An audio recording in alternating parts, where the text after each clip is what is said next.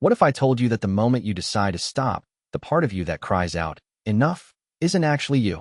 What if your willpower, the sense that you're in control, is nothing but an illusion, flickering on and off like a light switch you can never touch? Your hands reach for more, your mouth moves, your mind bargains. But somewhere in the dark, something in your brain is flipping the circuit breaker, and you never even know it happened.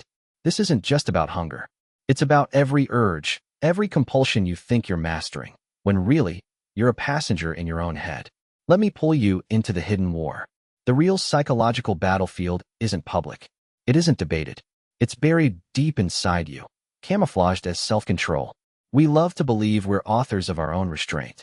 The myth is comfortable. The feeling of denying yourself a treat, resisting an impulse, saying no, when temptation is clawing at your gut, it gives you a hit of pride.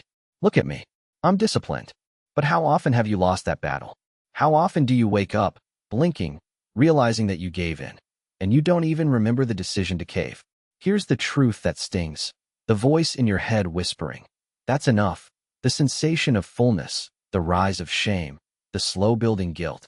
It all arrives after your brain has flicked the switch. The urge doesn't dissolve because you've mastered it. It vanishes because your biology has quietly overruled your will. Why do we fall into this trap?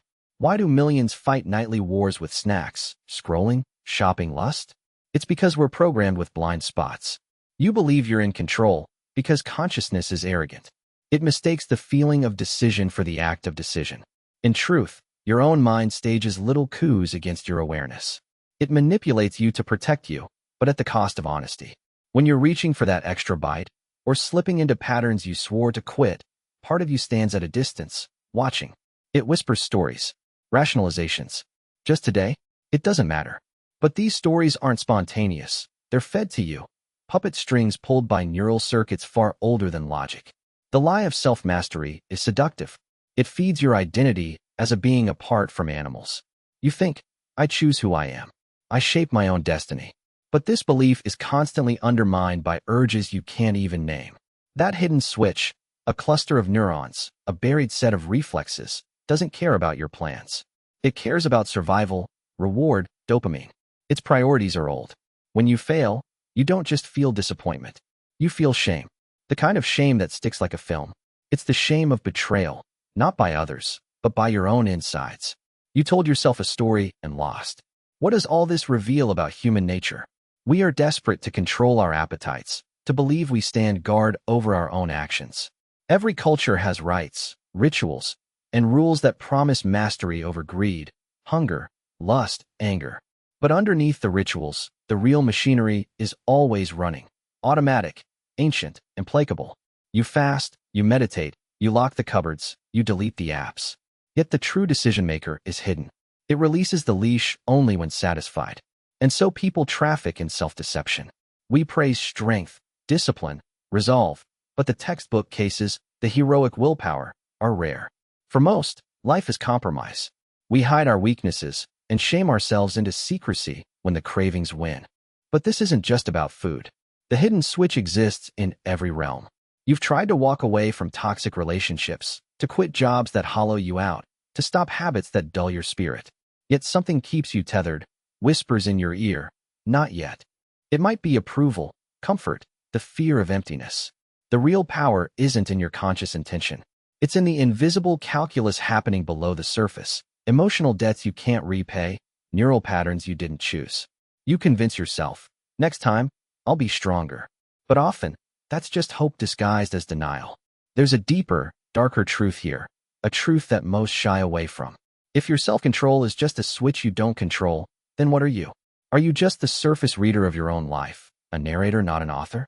This question haunts those moments when you've broken a promise to yourself, when you stare in the mirror and try to understand why. People become haunted by their inability to stop. The more they fail, the more monstrous it feels. They ask, who am I if I can't say no to myself? It breeds shame, but also isolation. If the truth came out, would anyone understand? The shame builds on itself. You're not just failing, you're hiding the failure. Not just out of guilt, but out of fear that your weakness makes you unlovable, unworthy, or, worst, unrecognizable even to yourself. This psychological labyrinth is the real prison. As you run from craving to craving, You mistake biological betrayal for moral weakness. Culture reinforces this illusion. You're told, just be tougher, just want it more. But wanting isn't enough if your brain is working against you. When the urge finally passes, you rebuild your armor. Next time, I'm ready. But the switch isn't waiting for your signal. It's coiled, silent, coldly indifferent. So what is left to do, once you've seen the mechanism? This is where most run screaming, because it's uncomfortable. It's crude. It's profoundly unfair. But until you recognize the machine inside you, you're condemned to repeat its cycles. The only way out is radical honesty. To see your failures not as moral rot, but as the flicker of ancient circuits doing their job, protecting, even when it makes you miserable. Control, after all, is not a birthright. It's a mirage danced by neurons in the dark. And here's the sharpest cut. The more you try to banish the urges, the more you make them masters. Shame feeds the switch. The deeper you bury your appetite, the stronger it tunnels. The switch isn't just a lever in your gut. It's a trap door in your identity. To find freedom, you must name the switch.